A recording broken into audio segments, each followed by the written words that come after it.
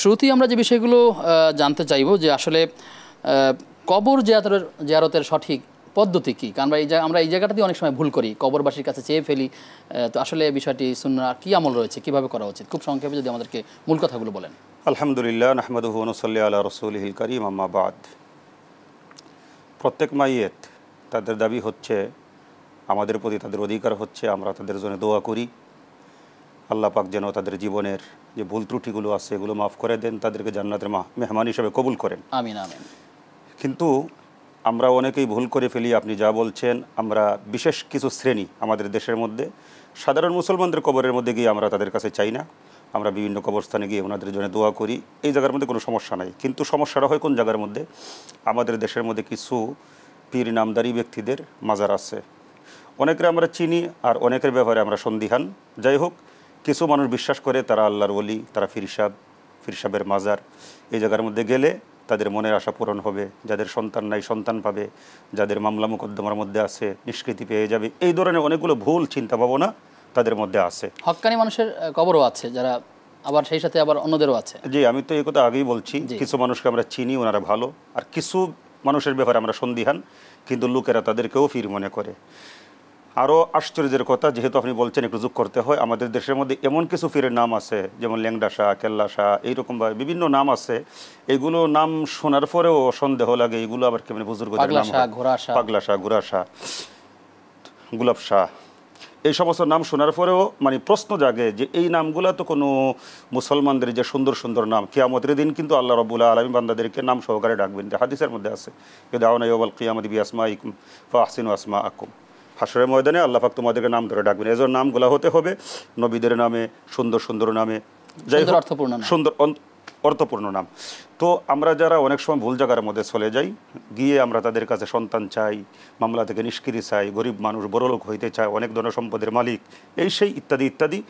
আসলে চাইতে হবে শুধুমাত্র আল্লাহর কাছে। আল্লাহকে বাদ দিয়ে অন্য কারো কাছে চাওয়া মানে সে আল্লাহর সাথে তাকে শরীক বানাইয়া দিল।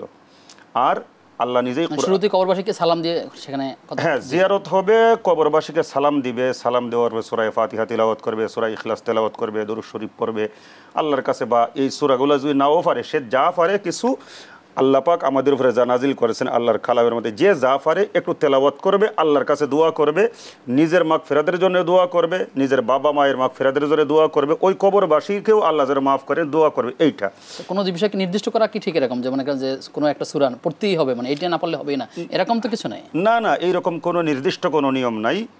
সে যা পারে, একজন মানুষ যদি নামাজের খেরাত না পারে তাইলে সে কি নামাজ পড়বে না? অবশ্যই নামাজ পড়বে। তো এটা তো নামাজের সাথে বড় কিছু না। যেখানে নামাজের মধ্যেই নির্দিষ্টতা নাই, সেখানে কবরের মধ্যে আবার নির্দিষ্টতা আসবে কেমনে? এটা তো সবারই জানার কথা, কারণ নামাজ হচ্ছে সর্বশ্রেষ্ঠ ইবাদত।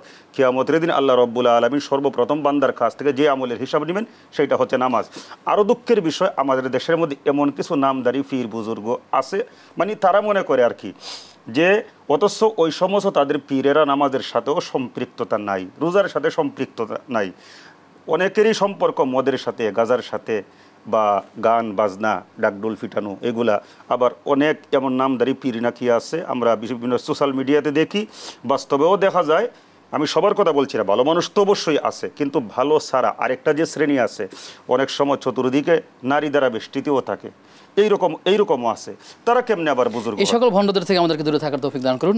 আপনি যে বিষয়ে আলোচনা করছিলেন যে সালাম দিতে হবে এবং তাদের জন্য দোয়া করতে হবে, জি, তারপরে অংশগুলো যে, জি, তো আমি যেই কথাটা বলতে চাচ্ছিলাম, আমাদের আকীদা বিশ্বাসটাকে সংশোধন করতে হবে। আল্লাহ পাক আমাদের সৃষ্টি করেছেন, আল্লাহু খালিকু কুল্লি শাই, শুধু আমাদেরকেই না, গোটা বিশ্বভুবনে যা কিছু সব কিছু আল্লাহ পাক সৃষ্টি করেছেন। অতএব আমার মাথা যদি নত করতে হয়, আল্লাহর কাছে নত করব, সিজদার মাধ্যমে, নামাজের মাধ্যমে। তো আমাদের দেশের মধ্যে আজকে বহু নামদারি পীর বুজুর্গ সেজে আছে, আল্লাহর সাথে কোনো সম্পর্ক নাই, নামাজের সাথে কোনো সম্পর্ক নাই, আল্লাহর কুরআনুল কারিম তেলাওয়াত ফারা তো দূরের কথা, আমার মনে হয় অনেকে নুরানি কায়দাও পড়তে পারে না, তাদেরকে পীর মনে করে বসে আছে।